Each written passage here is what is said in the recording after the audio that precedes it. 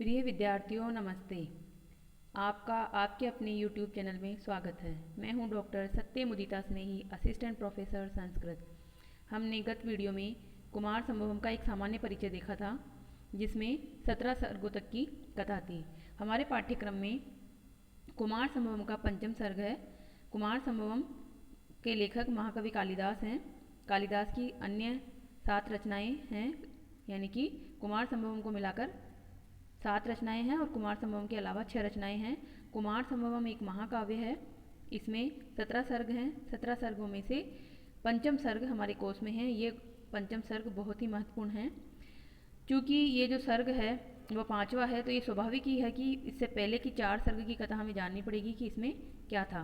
तो जैसा कि आपने सामान्य परिचय में जाना था कि इसमें था कि जो पार्वती हैं वो वर्तमान जन्म में हैं और शिव का एक ही जन्म है। शिव स्वयंभू हैं, जन्म जन्मांतर से उनका वही रूप है, परंतु पार्वती ने पूर्व जन्म में भगवती सती के रूप में जन्म लिया था। तब उनके पिता दक्ष थे। दक्ष ने एक यज्ञ का आयोजन किया, उसमें पार्वती जी को और उनके पति यानी शिव जी को नहीं बुलाया। तो इस बात से रुष्ट हो गई थी पार्वती जी और उनके यज्ञ में पहुंचकर अपने पिता से वो ये प्रश्न करना चाहती थी, आखिर मेरे पति को आपने आमंत्रित क्यों नहीं किया। तो इसमें पार्वती जी का अपमान हुआ और वो उस अपमान को सहन नहीं कर सकी और उसी यज्ञ की अग्नि में वह कूदकर अपना उन्होंने एक तरह से मृत्यु का वरण कर लिया। ये समाचार जब शिव जी को मिले तो वह वहाँ तक पहुँचे और उन्होंने अपना क्रोध दिखाते हुए एक तरह से तृतीय नेत्र खोला और जो दक्ष थे उनको भस्म करने के लिए वो तत्पर हुए, परंतु दक्ष जो हैं कहीं जाकर छुप गए, मतलब वहाँ से भाग गए। अब शिव जी ने जो पार्वती तो बाद में जो हैं सती देवी सती जो हैं उनके उस मृत देह को लिया और पूरे विश्व में एक तरह से भ्रमण किया। तो ये भी कहा जाता है कि वर्तमान में जहाँ जहाँ पर भी ये देवी सती के जो मंदिर हैं वो पार्वती के उस देह से गिरे हुए अंश से ही बने हुए हैं। मतलब वहाँ पर उस अंश की पूजा की जाती है कि किसी जगह उनका शरीर गिरा, उस किसी का हाथ गिरा, किसी जगह पैर गिरा, किसी जगह योनि गिरी। इस तरह से जितने भी भारतवर्ष में देवी सती के जो मंदिर हैं उसमें इस तरह की मान्यता प्रचलित है और देवी सती एक तरह से दुर्गा का ही रूप है। तो यहाँ ये पूर्व जन्म की उनकी कथा थी। अब शिव जी इस अपनी जो सती थी देवी सती उसके वियोग से बहुत दुखी हुए और उन्होंने तपस्या एक तरह से आजीवन तपस्या का वो ले लिया, एक वैरागी बन गए वो और कैलाश पर्वत पर तपस्या करने लगे। इधर देवी सती का दूसरा जन्म हुआ पार्वती के रूप में, किसके यहाँ, हिमालय पर्वत के यहाँ, और उनकी माता का नाम था मैना। तो हिमालय पर्वत की पुत्री होने से पार्वती कहलाई। तो आपको ये भी जानना है कि पर्वत से पार्वती, पर्वत से अपत्यम यानी कि पर्वत की पुत्री पार्वती हुई और उनकी माता का नाम मैना था। इनके बड़े भाई के रूप में मैनाक का जन्म हुआ, यानी कि हिमालय पर्वत का जो पुत्र है वो मैनाक है। मैना माता मैना, तो मैना से उत्पन्न होने से मैनाक हुआ। अब जब पार्वती बड़ी हुई तो एक दिन उनके हिमालय पर्वत के घर में, मतलब नागाधिराज जो हिमालय है उनके घर में नारद जी पधारे। नारद जी ने कहा कि ये जो पार्वती है इसके लिए योग्य वर तो शिव जी ही हो सकते हैं, और शिव जी के बहुत सारे गुणों की उन्होंने प्रशंसा की। पार्वती वहीं खड़ी सब सुन रही थी, तो उनके गुणों से प्रभावित होकर पार्वती जी ने ये निश्चय कर लिया कि मुझे तो शिव ही पति के रूप में चाहिए।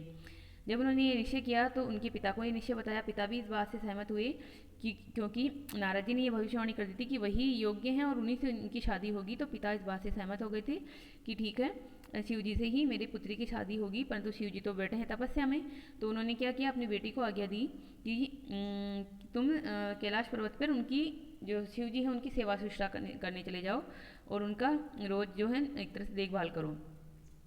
तो पार्वती वहाँ पर चली गई। अब इसी क्रम में पार्वती जी ये सोच रही थी कि मेरे सौंदर्य से प्रभावित हो जाएंगे और वो मुझे एक तरह से अपना लेंगे और उन्हें मुझसे प्रेम हो जाएगा, तो विवाह हो सकता है। परंतु शिव जी जो हैं तो वो तो वैरागी हैं और तपस्या में रत हैं, उन पर उस सेवा शुश्रूषा का कोई असर नहीं होता। उन्हें पता ही चलता कि कोई मेरे आसपास उपस्थित भी है।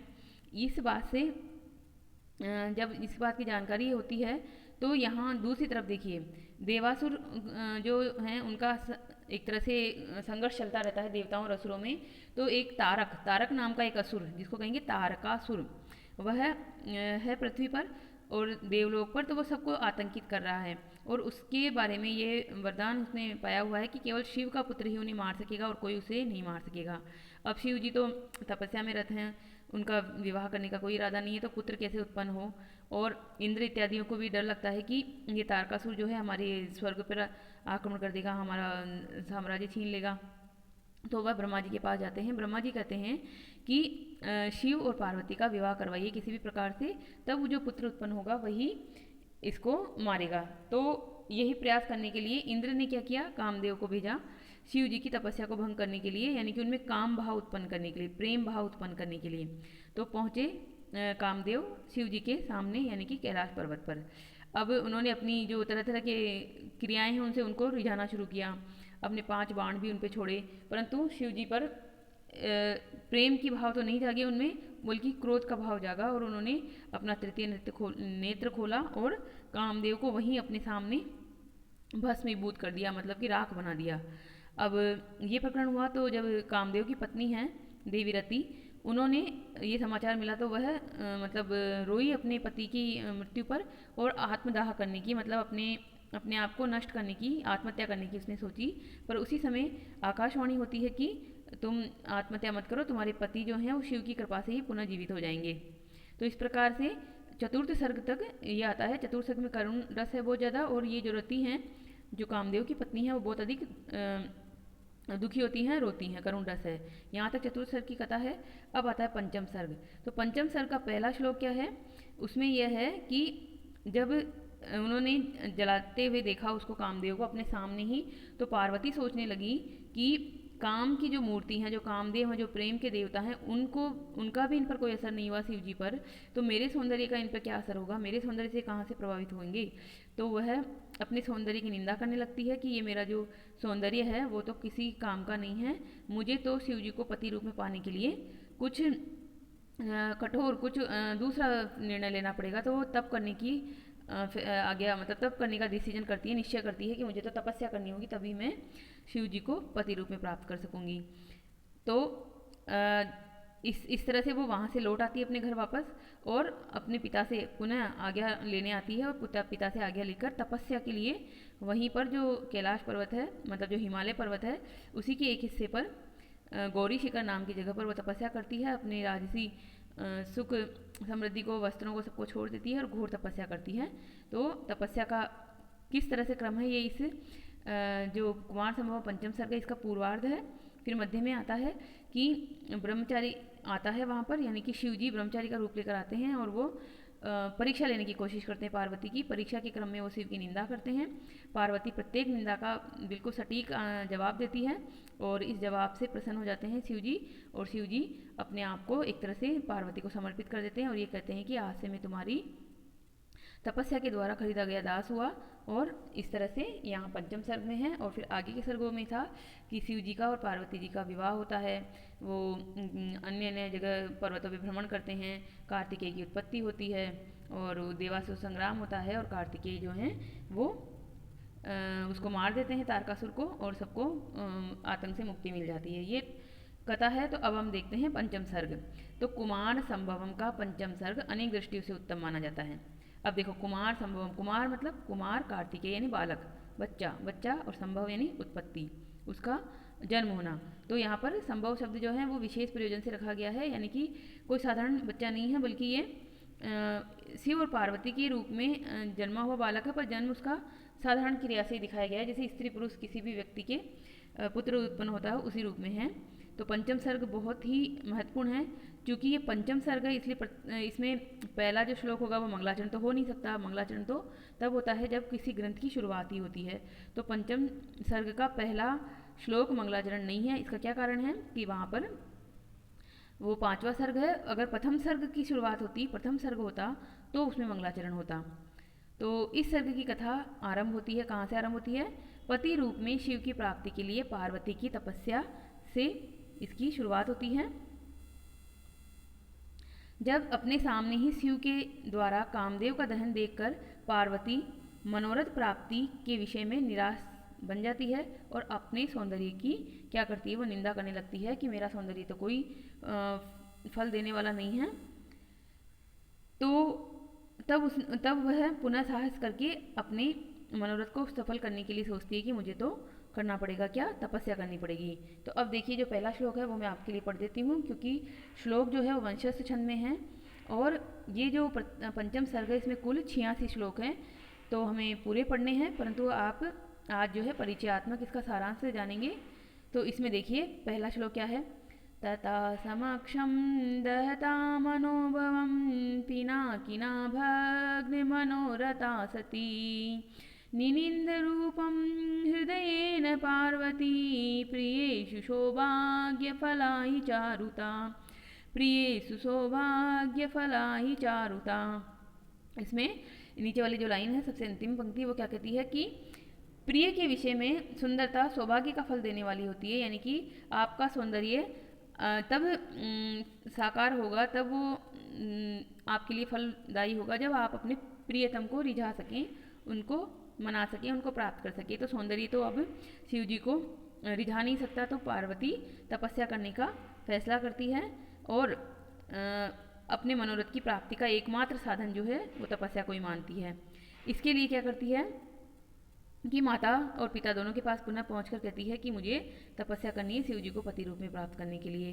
तो इनकी माता मेना ने पार्वती को किसी भी तरह से समझाकर तप नहीं करने की सलाह दी कि तुम जो है तप नहीं करो, क्योंकि तुम तो बहुत ही कोमलांगी हो, राजकुमारी हो, तुम तो इस तरह से नहीं कर पाओगी तपस्या। अगर करोगी तो तुम्हारा जो शरीर है वो नष्ट हो जाएगा, तुम्हारा सौंदर्य चला जाएगा। तपस्या तो जो है वृद्धावस्था का एक तरह से साधन है, अभी तुम तो बहुत युवा हो, अभी तपस्या की क्या जरूरत है तुम्हें। तो किस किस तरह से सलाह देती है देखिए कि तप न करने की सलाह देती है, किंतु शिव के प्रेम में आसक्त पार्वती पर माता के उपदेश का कुछ भी प्रभाव नहीं पड़ा और वह पिता हिमालय से अनुमति लेकर तपस्या करने को अपनी सखी के साथ गौरी शिखर पर चली गई। अब माता तो नहीं मानी, माता को नहीं मना पाई वो, परंतु पिता से आज्ञा ली कि मुझे जाना है, आप मुझे आज्ञा दीजिए। और सखी के साथ, सखी भी गई है उसकी, गौरी शिखर पर चली गई, यानी हिमालय पर्वत पर ही एक शिखर है, एक पर्वत शिखर है जो बाद में गौरी शिखर के नाम से प्रसिद्ध हुआ। गौरी मतलब पार्वती का नाम गौरी भी है, तो गौरी ने जहाँ पर तपस्या की थी ऐसा शिखर गौरी शिखर। अब यहाँ जो पिता की अनुमति लेकर वह निकली है ना, तो इसमें भारतीय संस्कृति भी का भी प्रतिनिधित्व है। ये तत्व की जो पुत्री होती है या पुत्र होता है वो माता पिता की आज्ञा में चलते हैं और उनकी आज्ञा के विपरीत कोई काम नहीं करते हैं।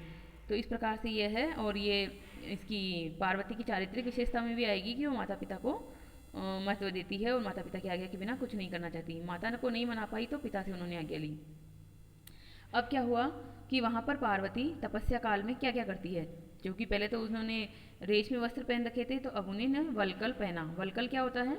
वल्कल होता है वस्त्र होता है एक तरह से वृक्ष की छाल से बना हुआ, वृक्ष की जो चमड़ी होती है, छाल होती है, उससे बना हुआ वस्त्र होता है। क्योंकि प्राचीन जमाने में वर्तमान के समय के अनुसार तो कोई रेशमी वस्त्र या सिलाई के साधन और ये सब तो थे नहीं, तो जो बड़े बड़े वृक्ष होते थे उनके तने होते थे, तनों से छाल को उतार लिया जाता था, या फिर बड़े बड़े जो वृक्ष होते थे उनके पत्ते कुछ बड़े बड़े होते थे, उन पत्तों को ही वस्त्रों के रूप में अपने शरीर पर लपेट लिया जाता था।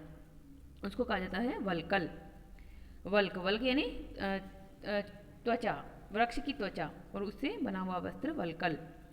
तो वल्कल उसने पहना। मोंजी बांधी। मोंजी क्या होती है? मूंज की एक घास होती है, उससे उसने अपने शरीर में, जैसे जो महिलाएं अभी वर्तमान में करधनी पहनती है, कनकती पहनती है, वैसे ही उसने वहाँ पर मोंजी पहन ली, जो कि मूंज की घास से बनी हुई थी। बहुत चुभती है ये, और बहुत जहाँ पे बंधी होती है वहाँ से चुभ चुभ के लाल, वहाँ हिस्से को लाल कर देती है और वहाँ से खून भी निकलने लगता है, कई बार घाव जैसा बन जाता है।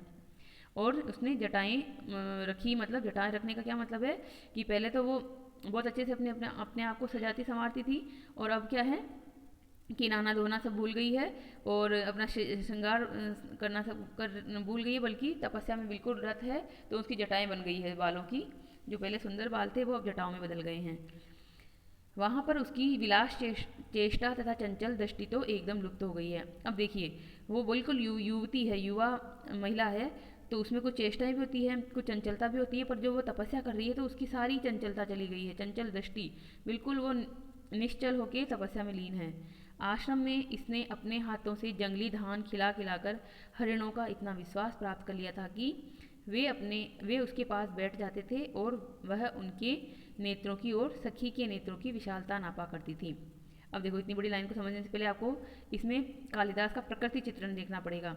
जब ये वहाँ रहने गई है गौरी शिखर पे, तो रहने के लिए इसने अपनी जो व्यवस्था की है वो कोई ज़्यादा नहीं है। वो एक पत्थर की शिला पर ही रहती है, एक तरह से पर्वत पर ही रहती है, परंतु उसने आसपास कुछ पौधे उगा दिए हैं ताकि वो पौधे बड़े हों और वो क्योंकि इसे ये नहीं पता ना कि कितना तपस्या करनी पड़ेगी। हो सकता है कि इसे सालों तपस्या करनी पड़े तब शिव प्रसन्न हो और तब पति के रूप में मिले। तो सबसे पहले तो इसने वहाँ आसपास पौधे लगाए और उन पौधों को पानी भी पिलाती है ये। और वहाँ आसपास जब ये तपस्या करने लगी तो चूँकि पर्वत है, जंगल भी है उसमें साथ में, तो जो हिरण होते हैं वो वहाँ आते हैं और वो हिरणों को जंगली घास की जो होती हैं वो खिलाती है, यानी कि उनको बहुत ही अपने लाड प्यार से रखती है और क्या कहते हैं अपने पुत्र की तरह उनका पालन पोषण करती है, वृक्षों का और इनका हिरणों का। तो ये प्रकृति चित्रण है। कालिदास का प्रकृति चित्रण पे भी अलग से प्रश्न आता है। और जब वो उनके साथ खेल रही होती है, मतलब एक तरह से सारे दिन भर तपस्या करेगी ये जरूरी नहीं है, तपस्या का एक सुबह शाम दिन में ही समय होता है। तो जब हिरण उसके पास में आते हैं तो हिरणों की आंखों में देखते हुए और अपनी सखी की आंखों में देखते हुए तुलना करती है कि मेरी सखी की आंखें बड़ी हैं या फिर इन हिरणों की आंखें बड़ी है। यानी कि एक नॉर्मल सी एक बात रखी गई है यहाँ पर कि सारा कुछ तपस्या कठोरता ही तो नहीं दिखानी ना, कुछ चंचलता और कुछ इस तरह का भी दिखाना है, एक कोमल भाव का भी वर्णन करना है। जो पर्वतराज पुत्री महामूल्य सैया पर लेटकर केश जूड़ों में से गिरे हुए पुष्पों तक से खिन्नता का अनुभव करती थी, वही अब तप के समय पाषाण शिला पर बैठी हुई सी निंद्रा लेने का अभिनय सा कर लेती है। अब देखो यहाँ पर जब वो पर्वतराज पुत्री थी यानी राजकुमारी थी, एक तरह से पर्वतों के राजा कहे जाते हैं हिमालय, तो बहुत मूल्यवान सैया पर पलंग पर सोया करती थी जिसपे रेशमी जो वस्त्र या फिर फूलों के अच्छे अच्छे वो होते थे, एक तरह से बिछोना होता था, बहुत कोमल बिछोना होता था। और वर्तमान में क्या हो रही है कि हाँ, जब वो वहाँ पे सैया पे सोती थी तो उसके जो जूड़ा में से बालों में से कुछ फूल वगैरह गिर जाते थे, उससे भी उसे लगता था कि ये मेरे क्या चुभ गया, इस तरह से उसे दुख का अनुभव होता था, खिन्नता का अनुभव होता था। वही वर्तमान में पाषाण की शिला पर यानी पत्थर पर ही बैठी है और बिल्कुल खाली है वो पत्थर, उस पर कुछ बिछा नहीं है, कोई बिछोना नहीं है, उस पर निंद्रा लेने का अभिनय ऐसा कर लेती है, यानी नींद भी उसे नहीं आती है। निंद्रा क्योंकि जो है सिर्फ थोड़े सा रेस्ट कर लेती हैं। तो तुलना क्या करनी है यहाँ पर कि पहले सोती थी महामूल्य सैया पर और वर्तमान में पाषाण शिला पर। पहले होते थे उस पर बहुत ही अच्छे जो हैं वस्त्र वगैरह या कुछ जो भी कोमल चीज़ें बिछी हुई, और वर्तमान में खाली शिला है, एकदम नंगी चट्टान है। और पहले जो उसके जूड़े से उसके बालों से कुछ गिर जाता था गजरा वगैरह या फूल वगैरह, उससे भी उसे लगता था कि कुछ चुभ रहा है। तो वर्तमान में वो जो है इतना कठोर तपस्या कर रही हैं कि उसकी नींद भी चली गई है, रात्रि में भी वो तपस्या कर रही हैं, तो कितना कठोर वो तप कर रही हैं। जब पार्वती प्रतिदिन स्नान के पश्चात वल्कल पहनकर विधि पूर्वक अग्नि में हवन करती थी, तब बड़े बड़े महर्षि लोग भी उसकी छोटी अवस्था का कुछ भी विचार न करके उसके दर्शनार्थ वहाँ आया करते थे। अब देखिए, प्रतिदिन स्नान करेगी क्योंकि पूजा पाठ करना है तो स्नान तो करना ही है ना। जो पीछे बात आई थी जटा बनने की बात ये होती है कि महिलाएं हर दिन बालों को नहीं धोया करती हैं, तो वो नित्य स्नान तो करेंगी परंतु बाल जो हैं वो जटाओं के रूप में बदल गए अगर उन पर जो है तेल लगाना और उनकी कदर ना की जाए, उन पर ध्यान ना दिया जाए तो ये भाव है। परंतु वो स्नान नित्य करती थी। नित्य स्नान करके वल्कल पहनकर मतलब वापस वस्त्र बदलकर वल्कल के रूप में विधि पूर्वक अग्नि प्रज्वलित करके यज्ञ कुंड में मतलब यज्ञ वेदी बनाकर उसमें हवन करती थी और हवन करते हुए अपने इष्ट देव का जो भी शिव जी का इनका जाप करती थी। उस समय उसकी उस छोटी अवस्था को देखकर बड़े बड़े महर्षि लोग वहाँ आया करते थे उसको देखने के लिए कि आखिर इतनी सी बालिका इतनी सी, क्योंकि पति के रूप में प्राप्त करने की इच्छा रखने वाली बालिका क्या होगी, 17-18 वर्ष की बालिका होगी। तो उसको देखने के लिए बड़े बड़े ऋषि आया करते थे, क्योंकि जो हिमालय पर्वत है उस पर क्या है, अभी भी वर्तमान में भी क्या होता है, जो भी ऋषि मुनि होते हैं वो हिमालय पर्वत पर चले जाते हैं और वहीं पर तपस्या करते हैं। तो जब उन्हें पता चला कि हमारे इस पर्वत के हिस्से पर एक गौरी शिखर है, वहाँ पर एक बालिका एक तरह से युवती तपस्या कर रही है, तो सब उसके तप के प्रभाव को सुनकर उसको देखने के लिए वहाँ पर आने लगे।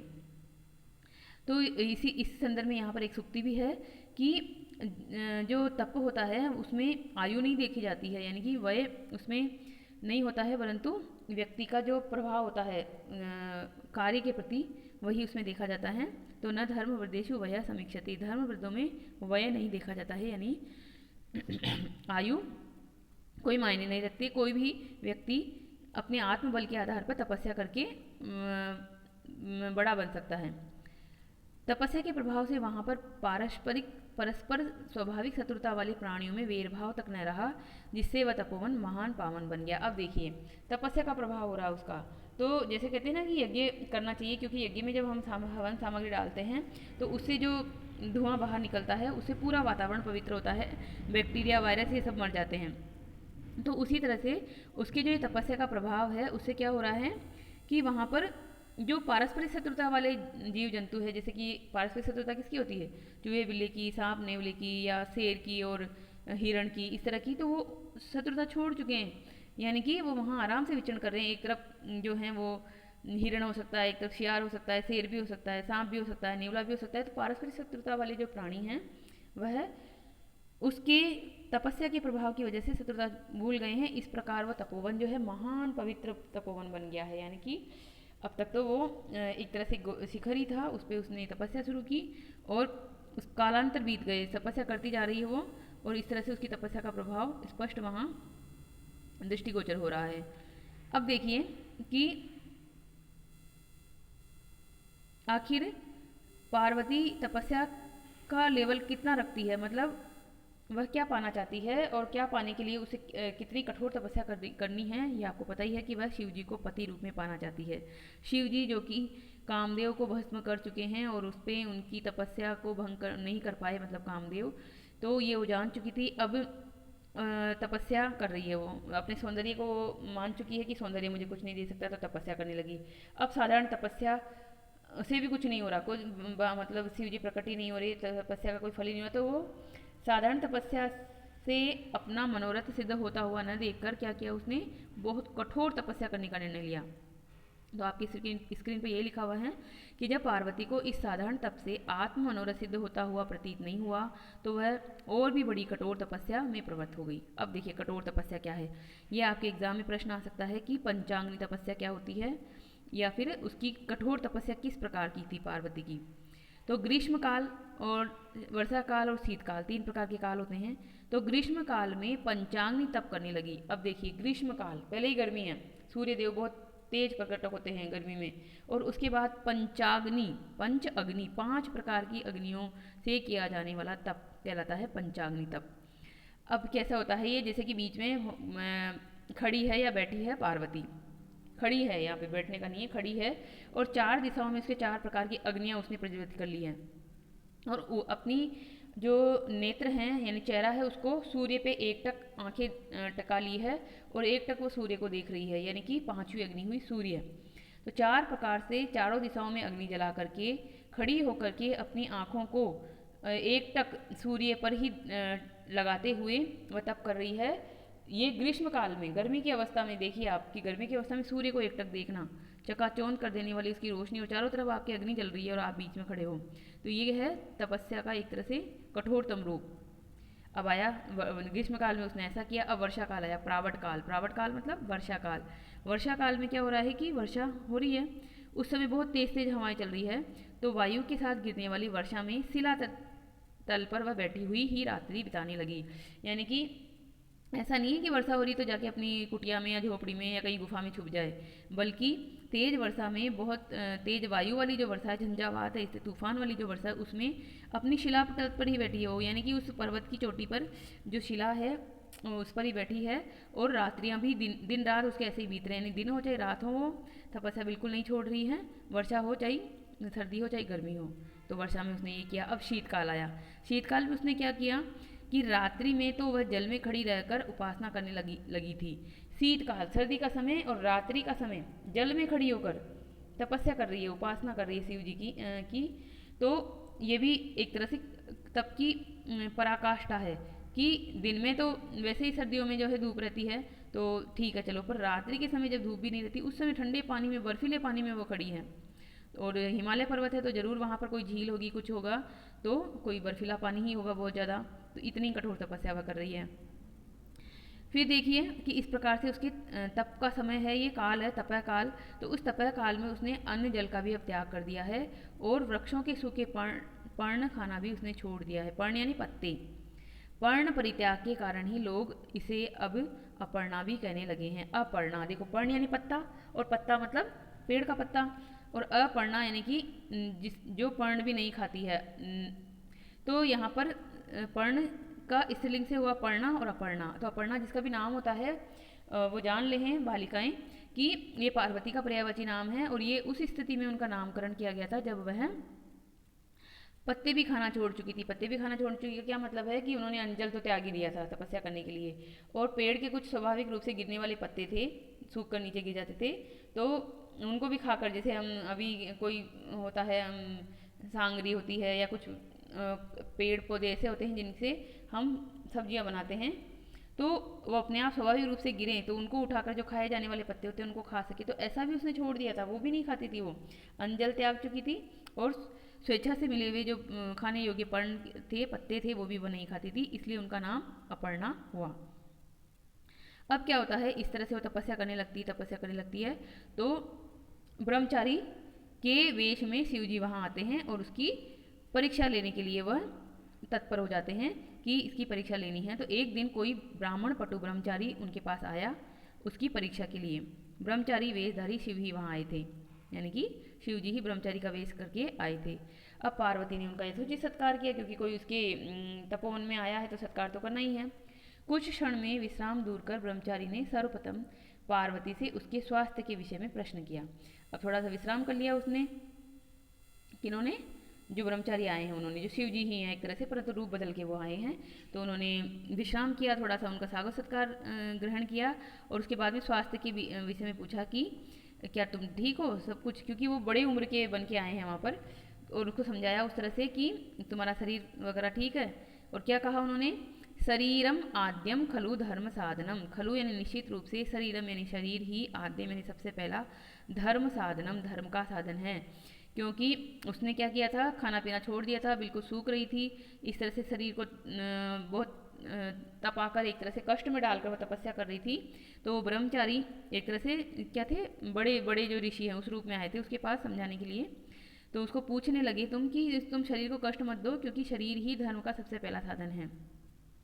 इसके बाद व्यवहार कुशल उस ब्रह्मचारी से पार्वती से कहने लगा कि तेरा आचरण तो तपस्वियों का भी गुरु बन गया है, तुझसे तेरा पिता सकुटुम्ब पवित्र हो गया है। अब देखो जो ब्रह्मचारी था ना, उन्होंने क्या किया, पार्वती से बहुत नॉर्मल व्यवहार कुशल बातचीत करने लगे, जैसे कि तो बहुत तपस्विनी है, तुम्हारी वजह से तो जो तपस्वी लोग हैं वो तुम्हें भी गुरु मान लेंगे कि हम इनको देखकर तपस्या करेंगे, और इतनी अच्छी इतनी कठोर तुम तपस्या करोगे कि तुम्हारा तो पूरा परिवार ही पवित्र हो गया, यानी कि तुमने तो अपने पिता के परिवार का नाम ही रोशन कर दिया कि इतनी कठोर तपस्या करने वाली बालिका उनके घर में जन्मी थी। तेरा ये जो सौंदर्य है वो पाप वृत्ति के लिए नहीं है, तू मुझे पराया मत समझ, क्योंकि अब अपना साप्तपदीन संबंध हो चुका है। अब देखिए उसने क्या कहा कि ये जो तुम्हारा सौंदर्य है ये कठोर कामों के लिए नहीं है। पाप वृत्ति का यहाँ पर मतलब है कि बहुत कठोरता के लिए नहीं, अपने आप को कष्ट में डालने के लिए नहीं है। और जो जैसे बड़े कोई बुजुर्ग किसी को समझाते हैं तो कहते हैं कि तू मुझे पराया मत समझ, बल्कि मुझे अपना ही समझ और मुझे अपनी बात बता, तेरे तू इतनी तपस्या क्यों कर रही है, तेरे साथ क्या हुआ है ऐसा। तो साप्तपदीन संबंध हो चुका है। साप्तपदीन संबंध का क्या मतलब है, 7 पद, 7 पैर, 7 कदम किसी के साथ चल लेते हैं तो कहते हैं कि मित्रता पक्की हो जाती है। तो वो वहीं पर विचरण करते हुए उससे बातचीत कर रहा है ब्रह्मचारी, किससे, पार्वती से। तो कह रहा है कि अब तो तेरा और मेरा 7 पदों का यानी 7 कदमों का संबंध हो चुका है, अब मुझे पराया मत समझ, बल्कि अपनी बात बता कि आखिर तू तपस्या क्यों कर रही है। तो क्या होता है कि अंत में उसने तप का कारण जानने की उत्सुकता से कहा कि अरे गोरी, आदि ब्रह्मा के कुल में तेरा जन्म हुआ है, तेरे पास अद्भुत सौंदर्य है, नई अवस्था है और पर्याप्त संपत्ति भी है, फिर भी तू किस लिए ऐसा कठोर तप कर रही है। तो अब क्या कहा उसने कि तेरा तो आदि ब्रह्मा के कुल में जन्म हुआ है, क्योंकि जो इनका कुल है हिमालय पर्वत, उससे पहले भी जो इनका वंश है वो ब्रह्मा का कुल के रूप में प्रसिद्ध है। और तुम्हारे पास तो बहुत सुंदर सौंदर्य भी है, तुम तो बहुत ही सुंदर हो, तुम्हारी अभी नई अवस्था है, तुम युवती हो, और तुम्हारे पास तो पर्याप्त संपत्ति भी है, क्योंकि तुम्हारे पिता तो राजा हैं, तुम तो राजकुमारी हो। तो तुम ये बताओ कि तुम कठोर तप कर क्यों रही हो, तुम्हें आखिर क्या चाहिए तप करके।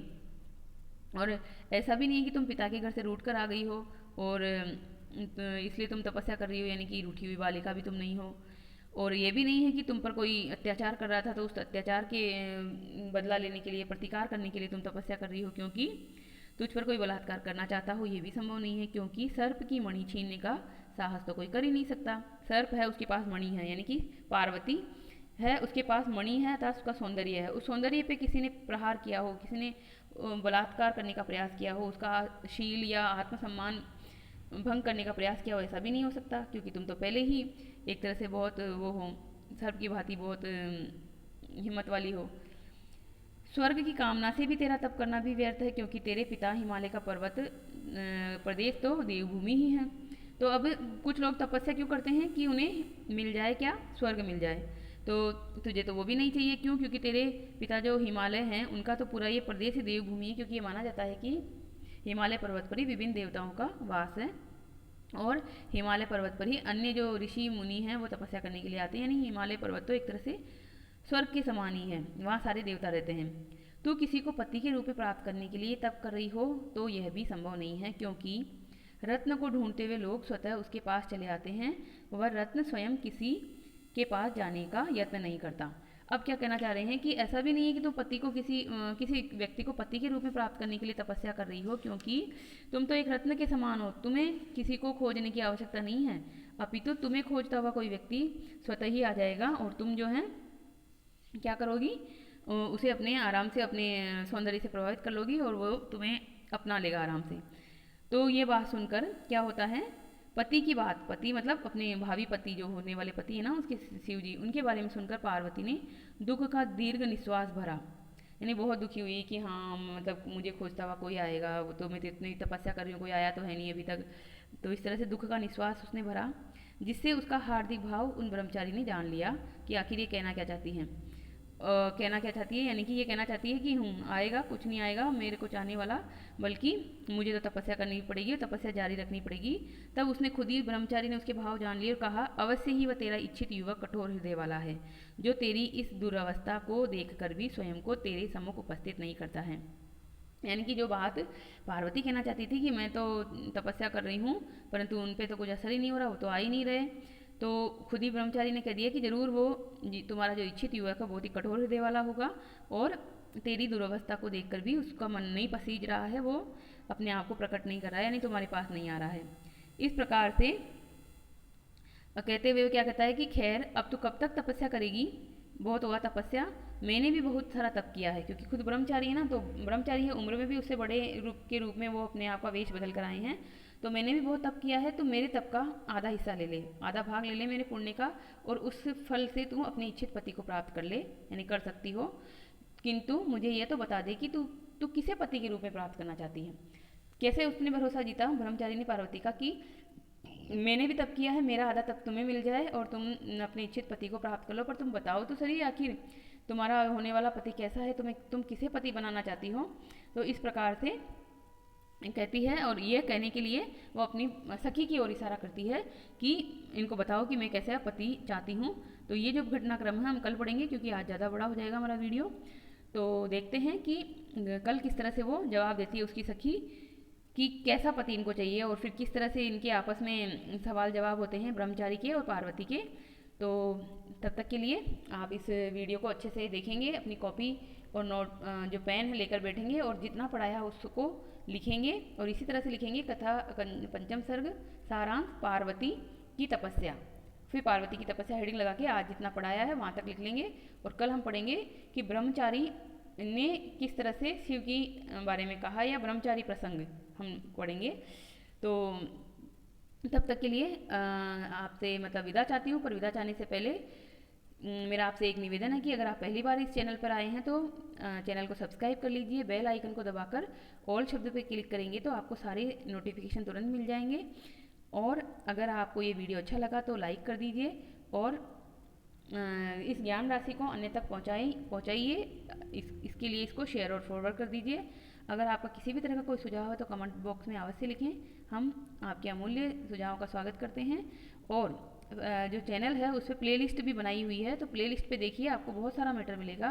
अब तक जितने भी वीडियो डाले जा रहे हैं वो अलग अलग विषयों से संबंधित हैं, तो आप प्लेलिस्ट को क्लिक कीजिए और प्लेलिस्ट पे जाइए, आपको अब तक पीछे के सारे वीडियो मिल जाएंगे और आप उनसे लाभान्वित हो सकते हैं। तो धन्यवाद, कल फिर मिलेंगे। धन्यवाद।